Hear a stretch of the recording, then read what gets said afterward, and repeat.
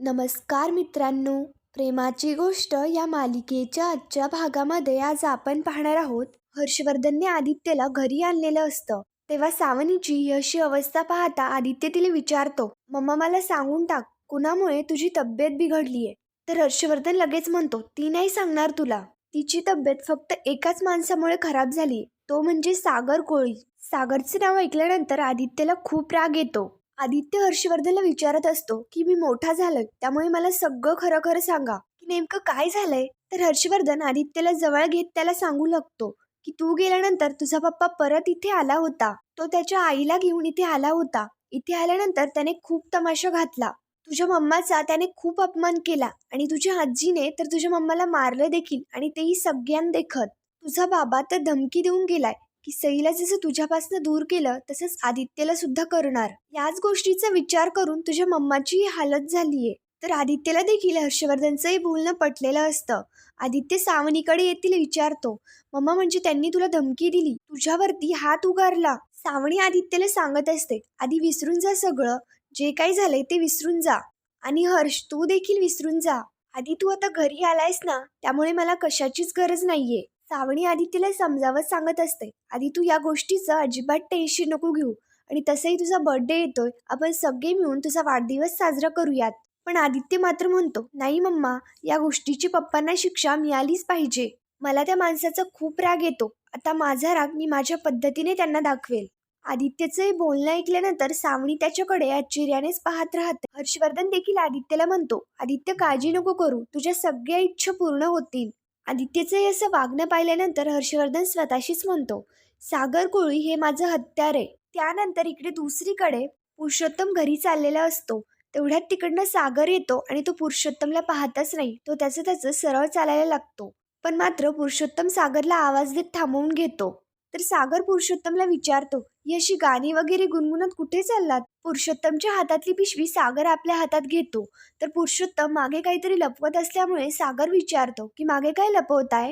तर पुरुषोत्तम सांगतो की मी माधवीसाठी गिफ्ट आणलंय, आमचा उद्या लग्नाचा वाढदिवस आहे.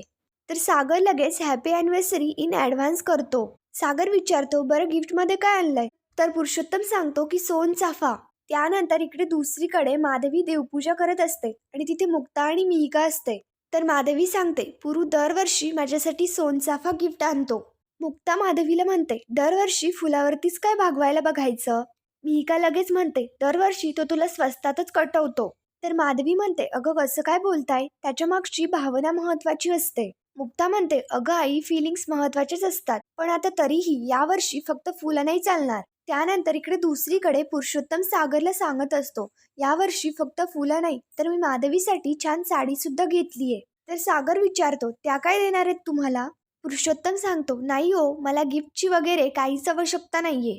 आणि कसं असतं, आपली बायको म्हणजेच आपल्यासाठी सगळ्यात मोठं गिफ्ट असतं. तर पुरुषोत्तमचं बोलणं ऐकल्यानंतर सागर त्याला लगेच म्हणतो, बोलले बिचारे पुरुष संघटनेचे अध्यक्ष पुरुषोत्तम गोखले बोलले. सागर काय बोलतोय हे हर्षवर्धनला काहीच समजत नसतं. तर सागर हर्षवर्धनला तिथे बसवतो आणि त्याला समजावत सांगू लागतो. सागर म्हणत असतो, आपण बायकोला गिफ्ट देतो, त्यांच्यावरती प्रेम करतो, तर बायका याचाच फायदा घेतात आणि दरवर्षी त्या तुमच्यासाठी काय करतात? तर पुरुषोत्तम सांगतो, दरवर्षी ती माझ्यासाठी खजूर केक करते.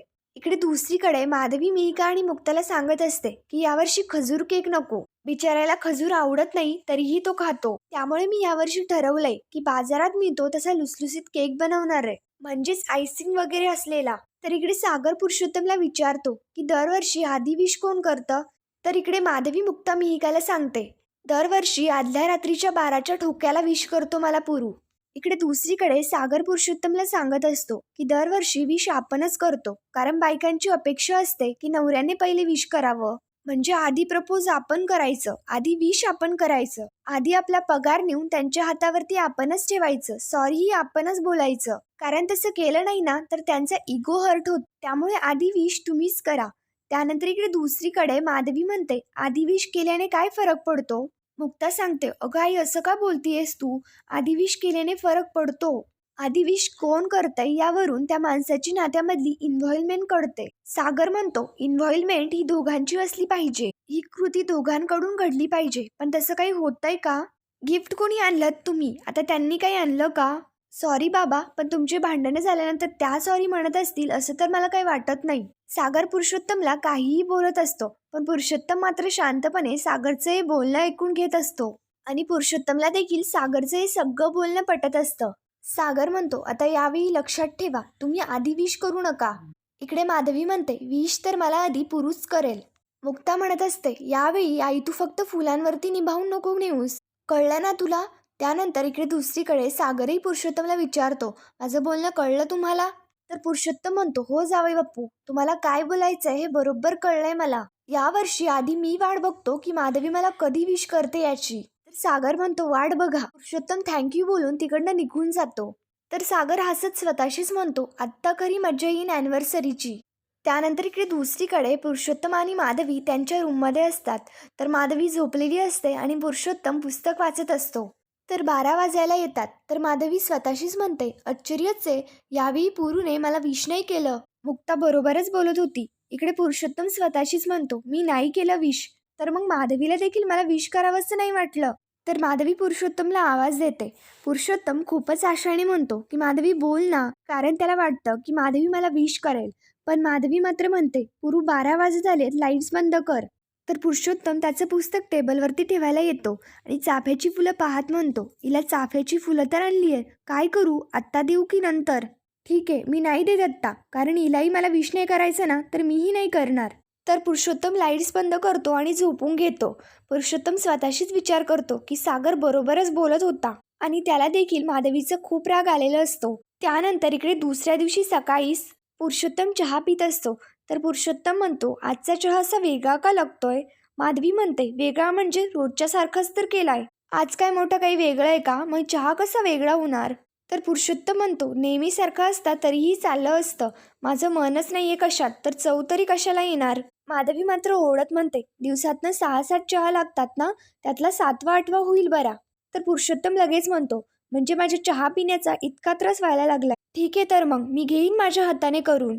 माधवी लगेच ओढत म्हणते, पुरू मी असं बोललीये का? पुरुषोत्तम सागरचं बोलणं बोलत असतो, म्हणजेच की पहिले सॉरी हे आम्हीच बोलायचं, सगळं पहिल्यांदा आम्हीच करायचं. तर माधवी लगेच ओढत पुरुषोत्तमकडे येते आणि त्याला विचारते, पुरू काय चाललंय, एका चहाच्या कपावरून कुठचा विषय कुठे नेलास? आणि या दिवशी तुला बोलायला सुचतंय, यावरून कळतं की नात्यामध्ये इन्व्हॉल्वमेंट ही कोणाची जास्त आहे. पुरुषोत्तम म्हणतो, माधवी तू बदललीयस. पण माधवी मात्र ओढत म्हणते, मी नाही बदलले, मी आहे तशीच आहे. पण तुझं काय चाललंय हे सकाळपासनं, चहा असा काय झाला वगैरे वगैरे, मला बोलायचंच नाहीये तुझ्याशी. तेवढ्यात तिथे त्यांना विश करण्यासाठी मुक्ता आलेली असते आणि मुक्ता त्यांच्या दोघांचं हे बोलणं ऐकते. ते दोघी खूप भांडत असतात. तर मुक्ता त्यांच्याकडे येते आणि मोठ्याने ओढत म्हणते, हॅपी अॅनिव्हर्सरी. पण हे सगळं काय चाललंय तुमच्या दोघांचं? तर पुरुषोत्तम म्हणतो, विचारीला, आणि माधवी म्हणते, विचार याला. पुरुषोत्तम हळू आवाजात मुक्ताला सांगतो, हिने मला साधं विश सुद्धा केलेलं नाहीये. माधवी म्हणते, अगं मुक्ता, मी तुला काल छाती ठोकून सांगितलं ना की रात्री 12 वाजता मला पुरू विश करतो म्हणून, तर तो नियम याने मोडलाय, म्हणजे सोडलाय. तर पुरुषोत्तम लगेच म्हणतो, अच्छा, म्हणजे मी आधी विश करतो हे मान्य आहे तुला, तर यावेळी तू मला आधी विश केलं असतंस तर काही बिघडलं असतं का? माधवी म्हणते, मला वाटलं की रात्री 12 वाजता पुरू येणार आणि चाफ्याची फुलं उंचईत धरून मला म्हणणार की माधवी तुला लग्नाच्या वाढदिवसाच्या हार्दिक शुभेच्छा. पण तसं काही नाही, नेमकं काय डोक्यात होतं काय माहिती. पुरुषोत्तम म्हणते, हां तू बोलतीयस म्हणजे तेच खरं, सागरराव म्हणतात ना तेच करेक्ट आहे. तर मुक्ता लगेच पुरुषोत्तमचे हे बोलणे ऐकते आणि आश्चर्याने त्याच्याकडे पाहू लागते. पुरुषोत्तम म्हणतो, ते बरोबर सांगत होते की आमच्याकडनं जरा अपेक्षाच जास्त असतात आणि अपेक्षा पूर्ण नाही केल्या तर तुमचा इगो हर्ट होतो. मुक्ता म्हणते, 1 मिनिट, म्हणजे सागर म्हणाला तुम्हाला हे सगळं, आता मी त्या कडू कोळ्याला बघतेच. तर इकडे माधवी पुरुषोत्तमचं बोलणं झाल्यानंतर पुरुषोत्तम माधवीला चाफ्याची फुलं देत तिला लग्नाच्या वाढदिवसाचं विश करतो. तर पुरुषोत्तम माधवीला साडी देखील गिफ्ट देतो. हे पाहता माधवीला खूप आनंद होतो. त्यानंतर मिहिका, मुक्ता, पुरुषोत्तम हे सगळे मिळून त्यांच्या दोघांच्या लग्नाचा वाढदिवस सेलिब्रेट करतात. त्यानंतर मुक्ता घरी येते आणि सागर त्याचं ऑफिसचं काम करत असतो. मुक्ता सागरवरती ओढत म्हणते, काय हो, काय चाललंय तुमचं हे? माझ्या आईवडिलांच्या लग्नाच्या अॅनिव्हर्सरीच्या दिवशी तुम्ही त्यांच्यामध्ये भांडणं लावलीत. किती नीच असावं एखाद्या माणसाने, आणि काय बोललात तुम्ही माझ्या बाबाला? तर मुक्ताचं हे सगळं बोलणं ऐकताना सागर खूप हसत असतो. त्यानंतर पुढील भागामध्ये आपण पाहणार आहोत मिहीर सागरला विचारतो की तुला तुझ्या बायकोला गिफ्ट द्यायचंय तर तू सांग तुझी काय इच्छा आहे. सागर म्हणतो मला काहीच इच्छा नाहीये गिफ्ट देण्यामध्ये. सई म्हणाली म्हणून हवंय. तर मिहीर मिहिकाला कॉल करून विचारतो की तू प्लीज सांगू शकतील का की तुझ्या ताईला नेमकं काय गिफ्ट घ्यायचं. तर मिहिका सांगते लग्न झाल्यापासून ताई छान छान साडी नेसते त्यामुळे तुम्ही तिला साडी गिफ्ट करू शकता. त्यानंतर इकडे पार्टीसाठी मुक्ता रेडी होऊन येते. सागर मुक्तासमोर गिफ्ट करतो तर मुक्ता विचारते तुम्ही माझ्या आईबापांसाठी गिफ्ट आणलं. तर सई सांगते नाही त्याने तुझ्यासाठी गिफ्ट आणलंय. तर हे पाहता मुक्ताला खूप आनंद होतो. पुढील भागांच्या डेली अपडेट्ससाठी मराठी रंग या चॅनलला लगेच सबस्क्राईब करा. धन्यवाद.